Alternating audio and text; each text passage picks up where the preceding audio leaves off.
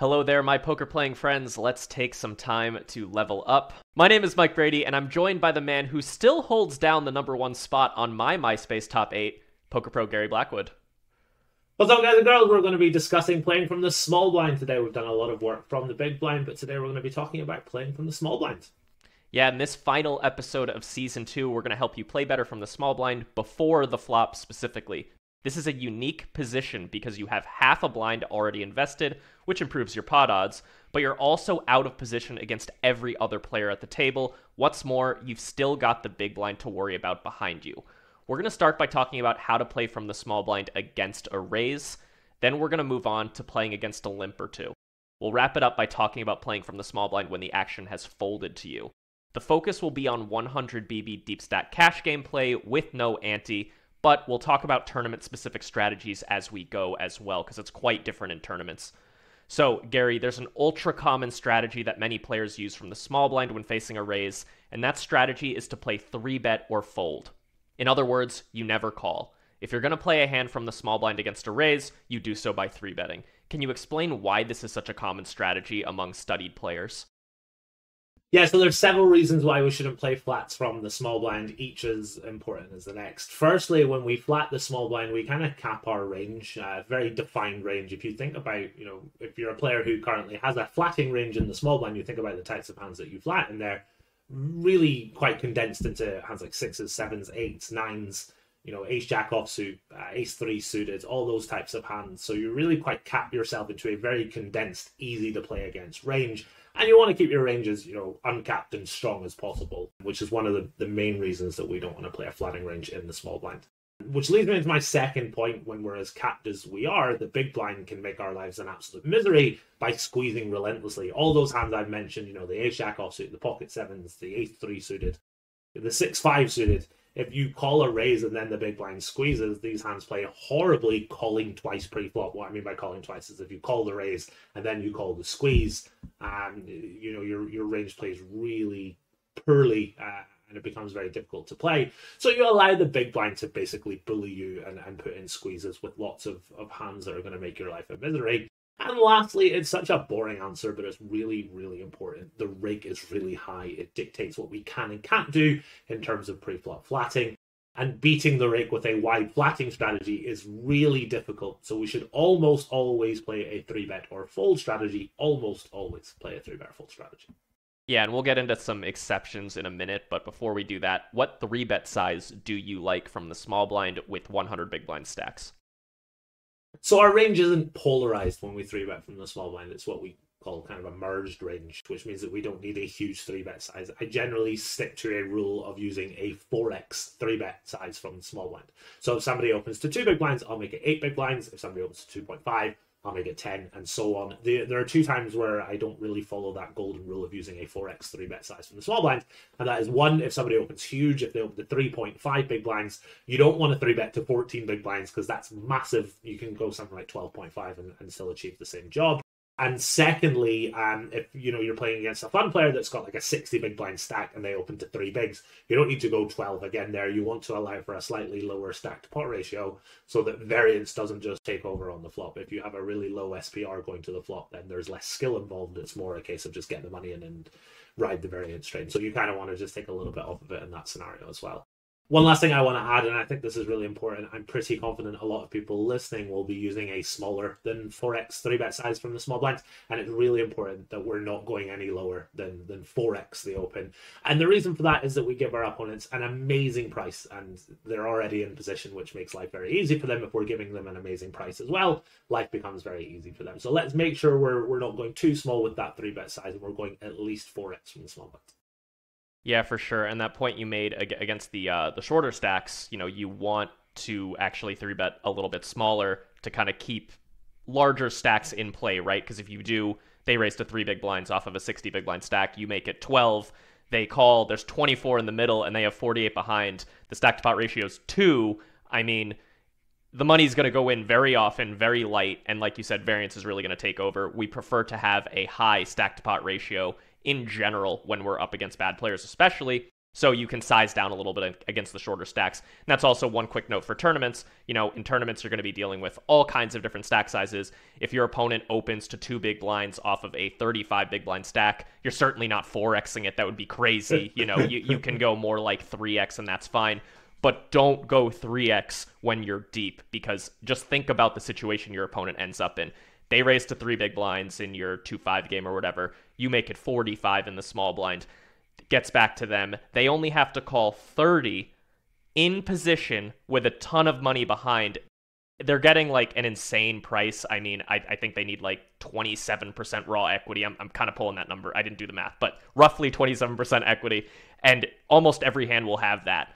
And they pretty much get to continue their whole range. And if your opponent has no folding range, it's probably because you made a sizing error. So yeah, you definitely don't want to be the guy who is putting in those small 3-bets, because I know personally when I see those small 3-bets, I love that, because it means I'm going to get to call and see a lot of flops. I'm going to get to 4-bet them more often, and it's just really good for me when my opponent is using a small size. So don't make that mistake. So moving on real quick, do you ever have a calling range from the small blind? And if so, what are the conditions that would make you want to do so? So it's really important as poker players that our ranges are never static. They're kind of a blueprint for how we want to play the game. But the players that stick relentlessly to their ranges are costing themselves EV. If we were all solvers playing against solvers, then yes, absolutely. But there are a lot of times where you want to deviate.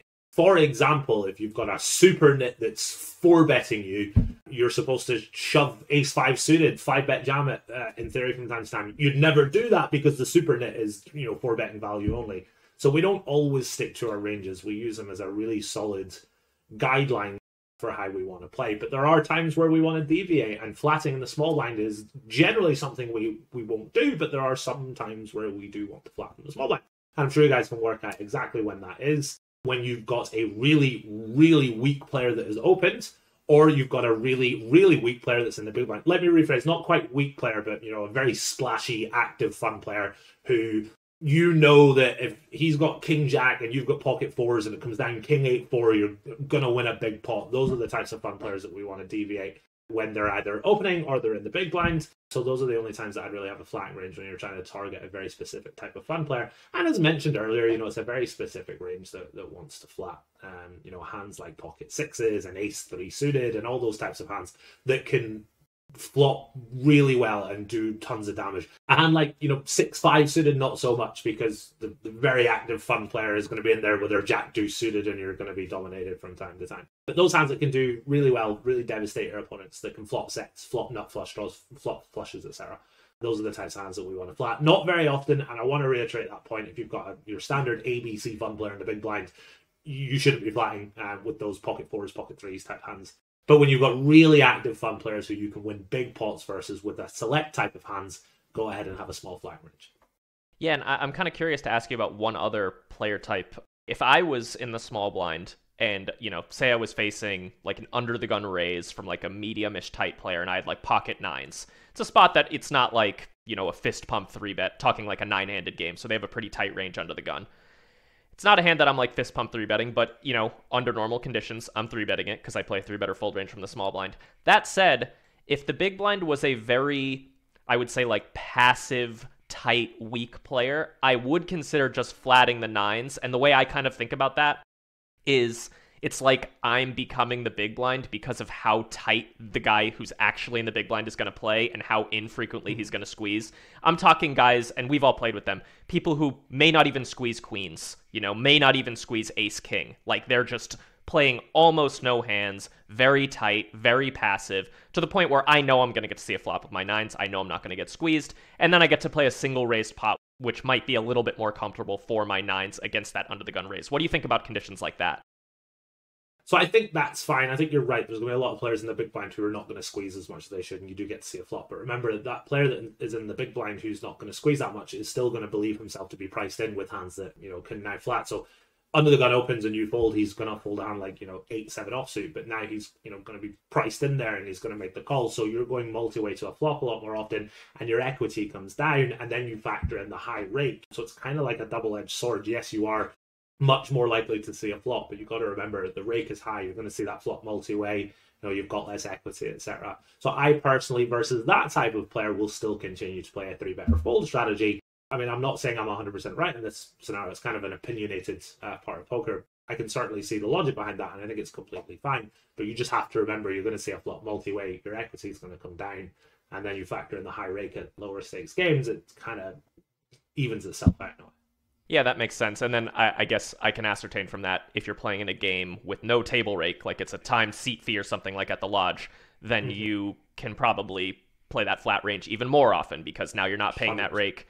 So there's just really a lot of pieces, a lot of puzzle pieces. We could go over, dozens or hundreds of permutations here, talk about, should we have a flatting range here? Should we have a flatting range there? But I think y'all are kind of getting the idea where, just think about the unique factors of the situation, think about the rake, think about the player in the big blind, think about the player who opened, maybe if someone called in between, think about that player too, and then you can, make a good decision. Should I have a 3-bet or fold range, or should I include a flatting range? And then, think about what types of hands like to flat, which is typically the ones that can win a big pot for the most part. Yeah, absolutely. And, if we can see the strategy that we play in a raked game versus an unraked game, for example, playing live poker 5-10 at the Bellagio, where, you pay time, or at the wonderful Lodge Card Club, you have a really wide flatting range, which sort of proves the point in a way in terms of how much the rake affects the situation. Because if you're playing in a raked game, you have no flatting range. But if you're playing in an unraked game, your flatting range is unbelievably wide in a bunch of different scenarios. So yeah, absolutely. As Mike says, and as I sort of referenced earlier, your ranges are not static. Think about the situation you're in. Obviously, there are going to be a bunch of different factors which will advocate for you being able to have a flatting range. But for the most part, if you're heads up versus an open, you don't want to have a flatting range.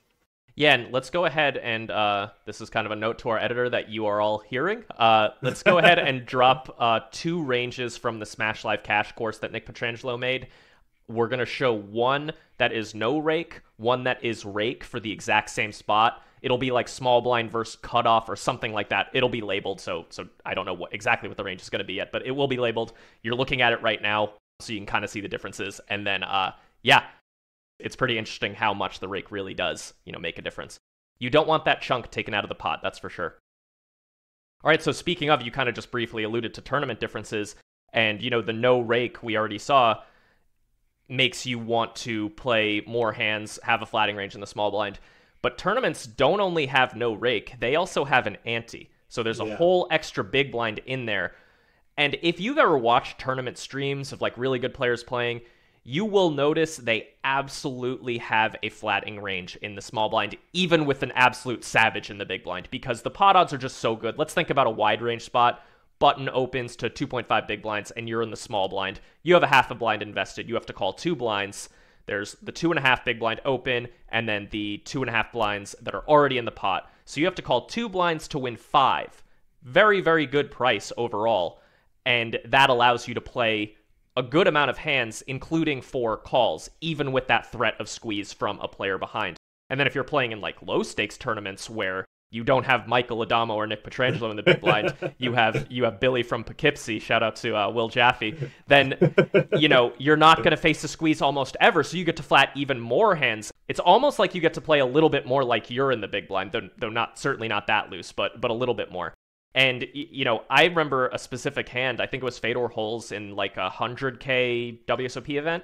It went like cutoff open, and he flatted the small blind with 5-3 suited, and I was like, that is absolutely wild. But like he knows more than me about tournaments for sure, so I imagine it might be a little loose, but it's at least within the realm of possibility if he's doing it. So yeah, it just goes to show, like, in tournaments specifically, it's a little different. You're gonna have a little bit more of a complex range.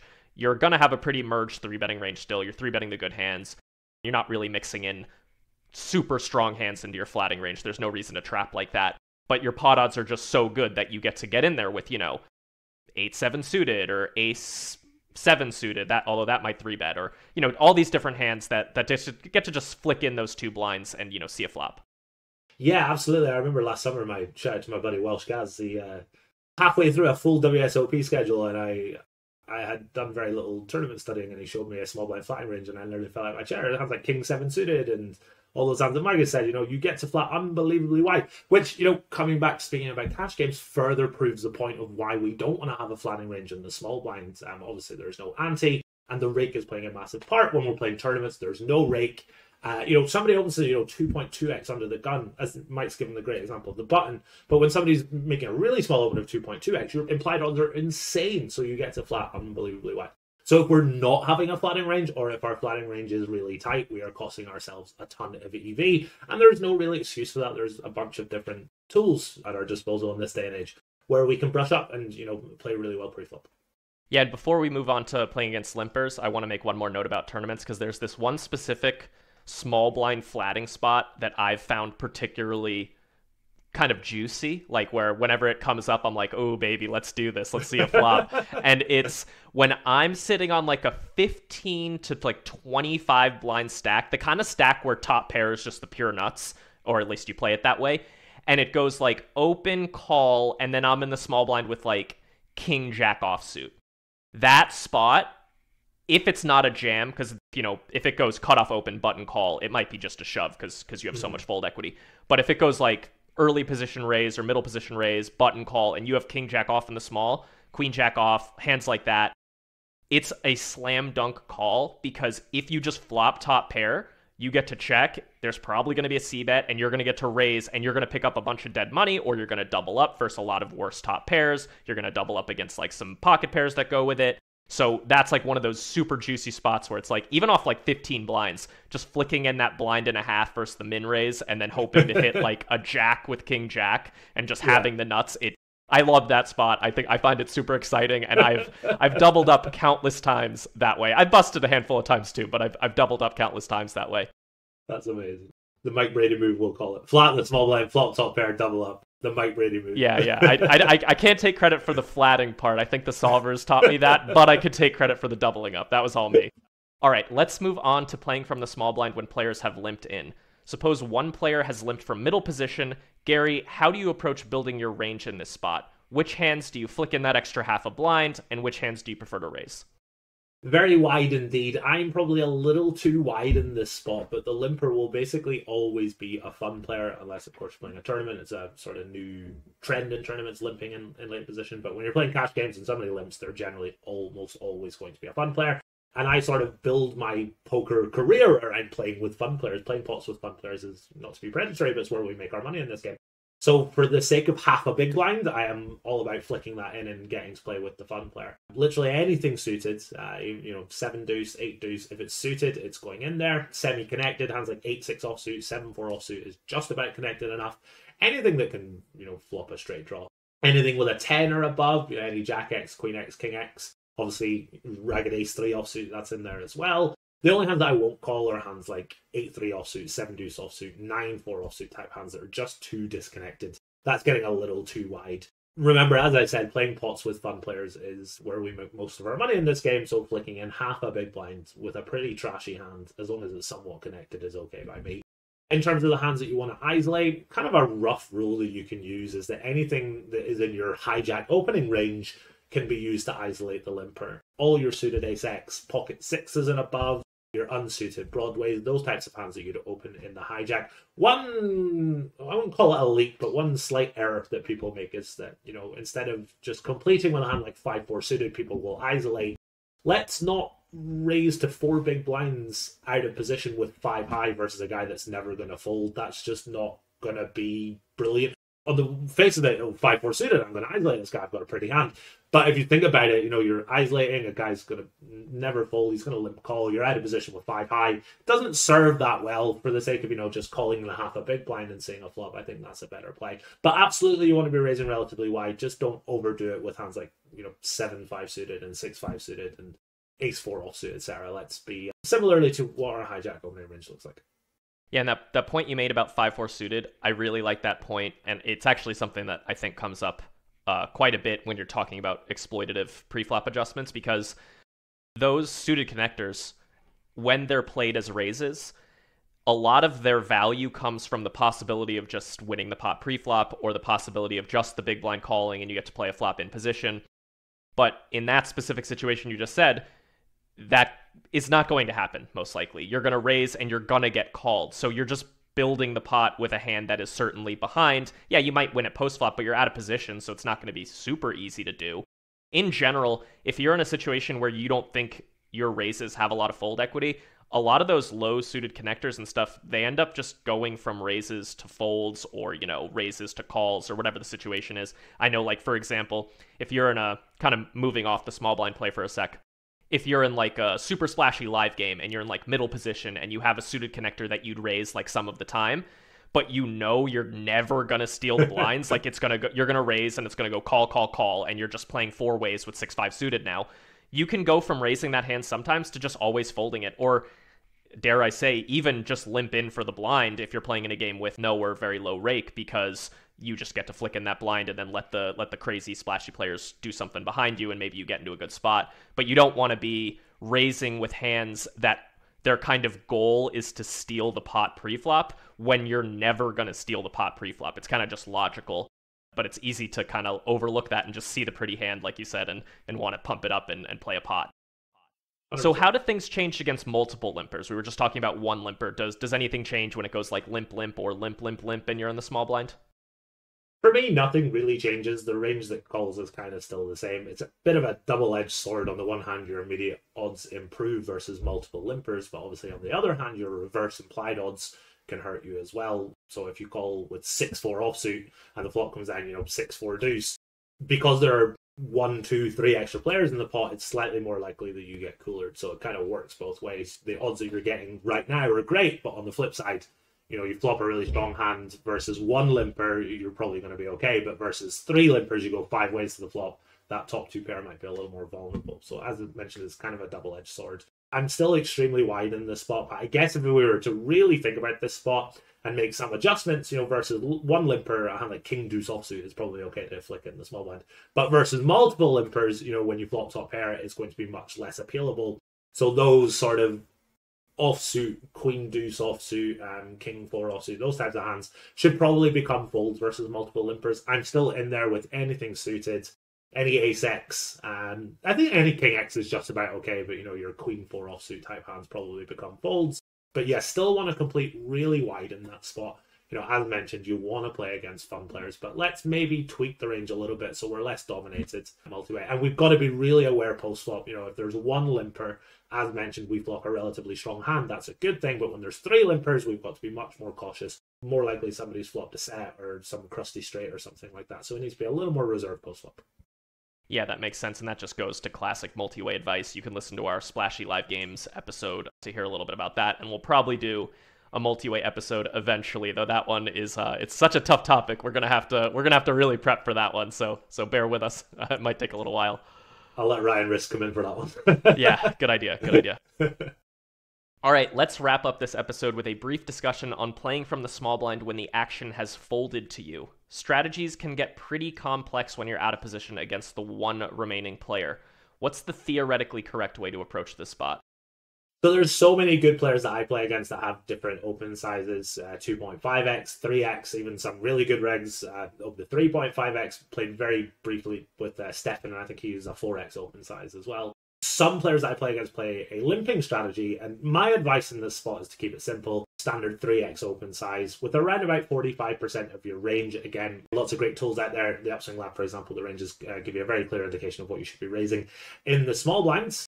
In terms of limping, that's not something I'm ever going to recommend. It's a very complicated strategy that needs to be mastered and implemented correctly in order to be profitable. If you're not playing it quite correctly, it goes from being slightly plus EV to minus EV. And then you factor in the high rake as well. I would really not recommend playing a limping strategy.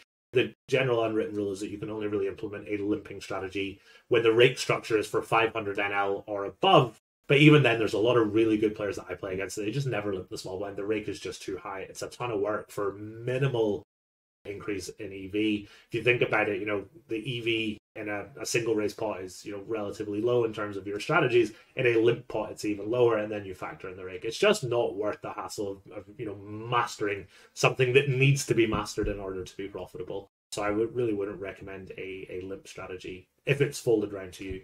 One last adjustment that we want to make at lower stakes is to include a stat in our HUDs. It's called something, I can't remember the exact name of it, but big blind folds to small blind. Still, if that number is really high, we can really widen our small blind opening range. There are a lot of players out there, a lot of weaker regs at lower stakes. They're not defending the big blind wide enough. and we get to sort of widen our opening range and steal the big blind. If you think about it, if we steal one extra big blind every 100 hands, our win rate increases by 1 big blind per 100. And also note, we're talking about general exploitative plays from the small blind. People will not 3-bet correctly from the big blind. Once again, the Upswing Lab ranges give you a really nice insight. Big blind versus small blind, you're supposed to 3-bet ace-3 offsuit, 10-deuce suited, jack-4 suited. All those sort of polarized hands that the weaker regs won't be 3-betting at lower stakes, which means that when you open and they call, their range is wider. We did a wonderful podcast on playing out of position. We spoke about, when MP opens and the button flats, the button's range is really tight, MP's range is really wide, so MP has to play, quite tight as a result. But if you think about it, if you widen that button range to, double what it is, then MP gets to c-bet a little wider. This is no different. When the big blind's range becomes wider because they're not 3-betting enough, it means they're going to miss the flop more often, and you want to just c-bet a little wider than the solver suggests, because that range is slightly more diluted and will have more error in it. Yeah, and then not only that, you're realizing more equity because they're not 3-betting preflop enough, and thus they're not forcing you to fold with hands that you would fold. So when you open, King 7 off and they don't 3-bet King 6 off, you would have just lost the pot preflop if they 3-bet that hand as they're supposed to some of the time. Yeah. But instead you get to see a flop, realize your equity, and, that's money for you. The one big takeaway there, if I had to pull it out, is to generally just play a raise strategy from the small blind.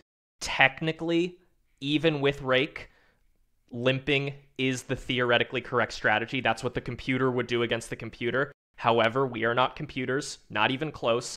Gary used the right word, mastering a limping strategy in the small blind, a limp/raise strategy. It is incredibly complex. So not only do you have to memorize these outrageously complex preflop ranges where it's like basically every hand limps sometimes and raises sometimes. So you're not just memorizing, 6-5 suited raises and 8-7 suited calls. It's not even that simple. It's, 6-5 suited raises 60% of the time and King 2 off raises 40% of the time. And it's just all these frequencies you have to memorize. So that's step one. Then you have to start to learn, how do I play this limping strategy post-flop? How do I play the raising strategy post-flop on every possible board texture? So that's an outrageous amount of studying. We're literally talking hundreds of hours, probably, of studying to properly implement a limping strategy from the small blind. And it adds, if you execute it perfectly, it adds a little bit of EV compared to just playing a raise or fold strategy. So just play a raise or fold strategy. You're going to save yourself time. You could study more consequential things in that hundreds of hours. It's just, think about how many episodes of Upswing Poker Level Up you could listen to instead of studying small blind limping strategies. Just don't waste your time doing that unless you're playing like super high stakes or something.